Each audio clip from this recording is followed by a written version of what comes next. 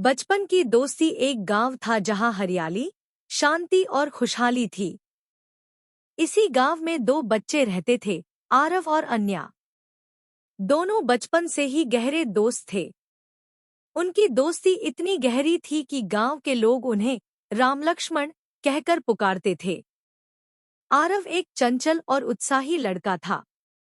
उसे नई नई चीजें जानने और सीखने का शौक था।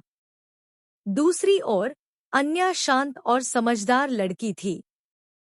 उसे किताबें पढ़ना और चित्र बनाना पसंद था। दोनों के स्वभाव अलग थे, लेकिन उनकी दोस्ती की गहराई अटूट थी। गांव के पास एक घना जंगल था।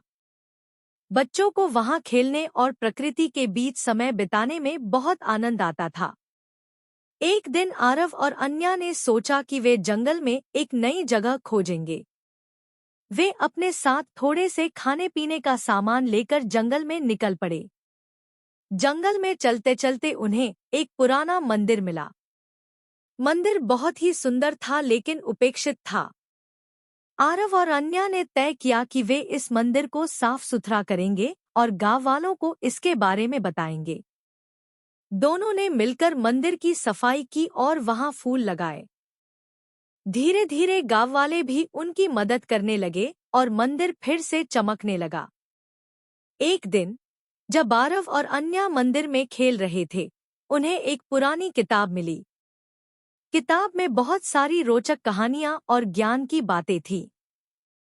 दोनों ने किताब को ध्यान से पढ़ा और गांव के बच्चों को भी पढ़ाया। धीरे धीरे उनकी दोस्ती और भी गहरी हो गई और गांव के सभी लोग उन्हें आदर और प्रेम से देखने लगे। वक्त बीतता गया और दोनों बड़े हो गए। आरव ने शहर जाकर इंजीनियरिंग की पढ़ाई की और अन्या ने कला में स्नातक किया। लेकिन उनकी दोस्ती वैसी ही बनी रही। हर छुट्टी में आरव गांव आता और दोनों मिलकर अपने बचपन की यादें ताज़ा करते। एक दिन गांव में एक बड़ी समस्या आ गई। गांव के पास की नदी का पानी सूखने लगा और गांव वालों को पानी की कमी का सामना करना पड़ा। आरव और अन्या ने मिलकर इस समस्या का हल खोजने का निर्णय किया। आरव ने अपनी इंजीनियरिंग की जानकारी का इस्तेमाल किया और एक योजना बनाई जिससे नदी का पानी फिर से बहने लगा। अन्या ने गांव वालों को संगठित किया और सभी ने मिलकर मेहनत की।